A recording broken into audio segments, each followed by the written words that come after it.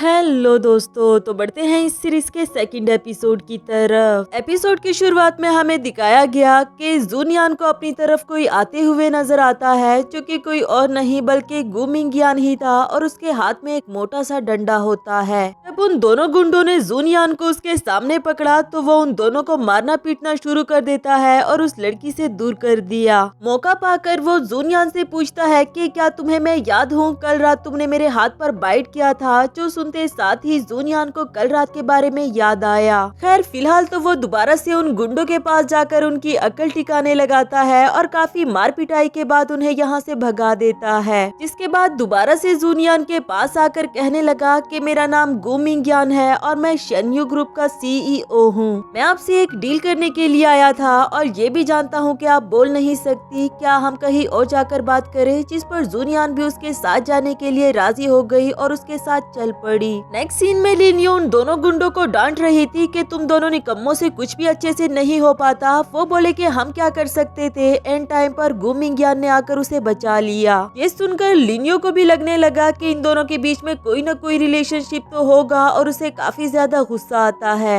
Next scene में गु मिंगयान जूनियान के सामने एक इंगेजमेंट एम्प्लॉयमेंट कॉन्ट्रैक्ट रखते हुए कहता है कि इस पर साइन कर लो। वो बोली कि मैं इसमें तुम्हारी हेल्प करने के लिए तैयार हूँ, पर इंगेजमेंट करना जरूरी तो नहीं। मिंगयान बोला कि एंगेजमेंट करना जरूरी है, इससे तुम्हारा और मेरा दोनों का नाम क्लियर हो जाएगा, यानी कि एक तीर से दो शिकार। तुम इस बात की फिक्र मत करो, ये कॉन्ट्रैक्ट जल्दी ही खत्म हो जाएगा और वैसे भी ये एक फेक एंगेजमेंट होगी। तुम्हें एम्प्लॉय के सारे बेनिफिट्स मिलेंगे, अच्छी सैलरी, वीकेंड भी ऑफ होगा, हम अगर इमरजेंसी कॉल पर तुम्हें आना पड़ेगा। मिंगयान खड़े होकर उसे ये सारी बातें समझा ही रहा था कि तभी जूनियान को स्कूल प्रिंसिपल का मैसेज आया कि जल्दी से आओ, यहाँ पेरेंट्स ने हंगामा मचा दिया है। जो देखकर वो फौरन से चली गई, मिंगयान को बताए बगैर, जो कि यहाँ जस्टिफिकेशंस देने में मसरूफ रहा। तभी यहाँ असिस्टेंट शेन पहुँच आया, जो पूछने लगा कि अकेले अकेले में ही क्या बड़बड़ा रहे हैं, और वो देखकर कहने लगा कि जूनियान कहाँ गई। असिस्टेंट ने बताया कि वो तो जा चुकी। गु मिंगयान को काफी ज्यादा गुस्सा आ रहा था, जबकि शेन उस पर हंसता रहा। नेक्स्ट सीन में जूनियान भागते हुए स्कूल पहुँचती है, जहाँ काफी सारे पेरेंट्स ने इकट्ठा होकर प्रिंसिपल के साथ हंगामा मचा लिया था।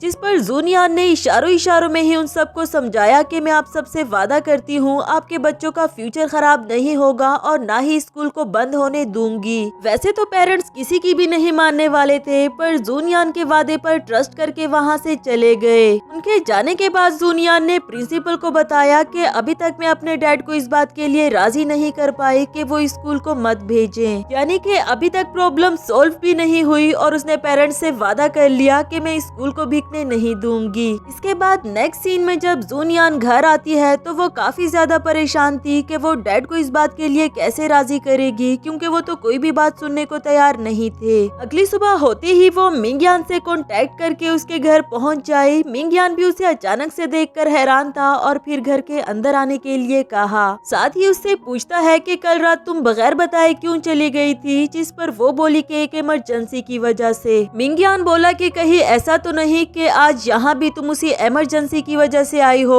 जिस पर वो बोली कि मैं तुम्हारे कॉन्ट्रैक्ट को साइन करने के लिए तैयार हूँ। मिंगयान भी बड़े मजे से कॉन्ट्रैक्ट पेपर्स दिखाते हुए कहता है कि मैं जानता था तुम इसके लिए जरूर एग्री करोगी, आखिर ये इतना अच्छा प्लान है। पर वो बोली कि मेरी एक शर्त है, तुम्हें स्पेशल एजुकेशन स्कूल के लैंड को खरीदना होगा, बिकॉज मेरे डैड मिस्टर हाउस से सेल करके अपनी कंपनी जिनलिन को बचाना चाहते हैं। अगर तो तुम वो लैंड खरीद लो तो फिर ये मेरे लिए एक तीर से दो शिकार हो जाएंगे। जिसके लिए मिंग ज्यादा गुस्सा आया। वो वापस जाने ही वाली थी कि तभी उसे ख्याल आया, जो मर्जी हो जाए मैं इस कॉन्ट्रैक्ट को लेकर रहूंगी, चाहे इसके लिए मुझे थोड़ा सा बेशर्म भी क्यों ना बनना पड़े। जो कहने के बाद वो मिंगयान के साथ फिजिकल होने लगी, उस पर अपना जादू चलाने के लिए। वो बेचारा तो इसकी ये हरकतें देखकर काफी ज्यादा डर गया। कुछ भी सोचे समझे बगैर फौरन से उसकी शर्त के लिए हाँ कर देता है, जिस पर जूनियान ने भी उसकी जान छोड़ दी। वो बोला कि बात तो मुंह से भी हो सकती थी ना, भला ये कौन सा तरीका था। खैर तुम कॉन्ट्रैक्ट पेपर्स देख लो, अगर इसमें तुम्हें कोई प्रॉब्लम लगे तो मुझे बता देना। पेपर्स पढ़ लेने के बाद जूनियान को छोटी मोटी सी प्रॉब्लम्स तो होती ही है, पर खैर ये कॉन्ट्रैक्ट साइन करना उसके लिए ज्यादा जरूरी था, इसलिए उसने फौरन से साइन कर दिए। जिसके बाद मिंगयान बोला कि अब तुम मेरी फियोंसे बन चुकी हो तो मैं तुम्हें कुछ बातें बताता चलूं कि मुझे बिल्कुल भी नहीं पसंद किसी का मेरे करीब आना।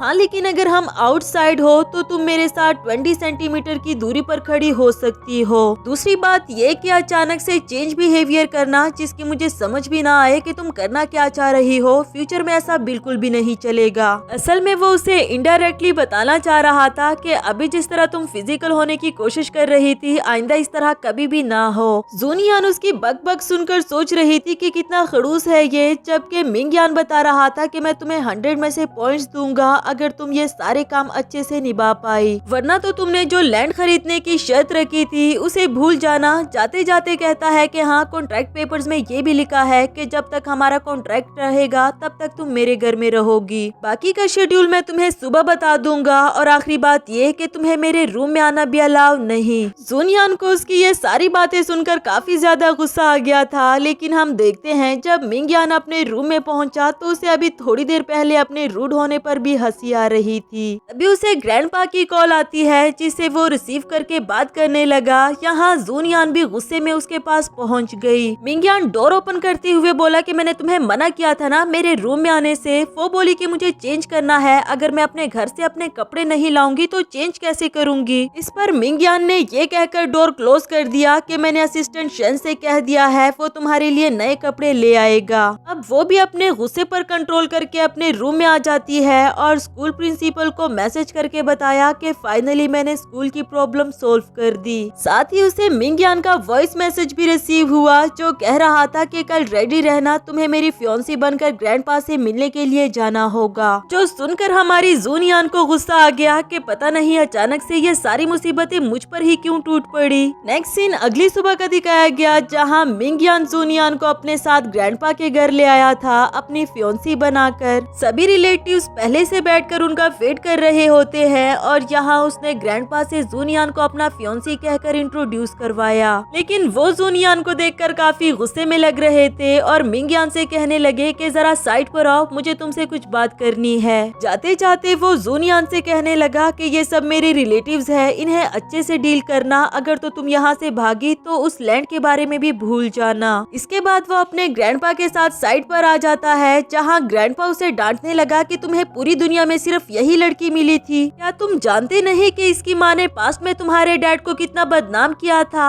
मिंगयान बोला कि ग्रैंडपा वो पिक्चर्स बहुत ज्यादा क्लियर थी और वैसे भी ये हमारी कंपनी के लिए क्रिटिकल सिचुएशन है, तो मैंने कुछ टाइम के लिए उस लड़की से डील कर ली, वरना तो मेरा उसे कोई भी लेना देना नहीं। ये सुनकर ग्रैंडपा भी खुश हो गए, कहते हैं कि मुझे तुमसे यही उम्मीद थी, जैसी ही ये मुसीबत टले तो उस लड़की को भेजो यहाँ से, इसके बाद मैं किसी अच्छी लड़की से तुम्हारी शादी करवा दूंगा। यहाँ जूनियान को मिंगयान के रिलेटिव्स देखकर कह रही थी कि ये लड़की कुछ ज्यादा प्यारी तो नहीं, पता नहीं मिंगयान को पसंद कैसे आई होगी। जबकि होंग्यू का सामना एक दफा फिर से मिंगयान से होता है जो उसके डैड के पास्ट को लेकर उस पर ताने कसने लगा, और तो और वो मिंगयान को भी उसके डैड की नाजायज औलाद कहता है, जिस पर मिंगयान बोला कि बाकी सब छोड़ो, सिर्फ ये देखो कि वही नाजायज औलाद तुम्हारी ही कंपनी का CEO बन गया। इसी के साथ हमारा ये वाला एपिसोड भी खत्म हुआ।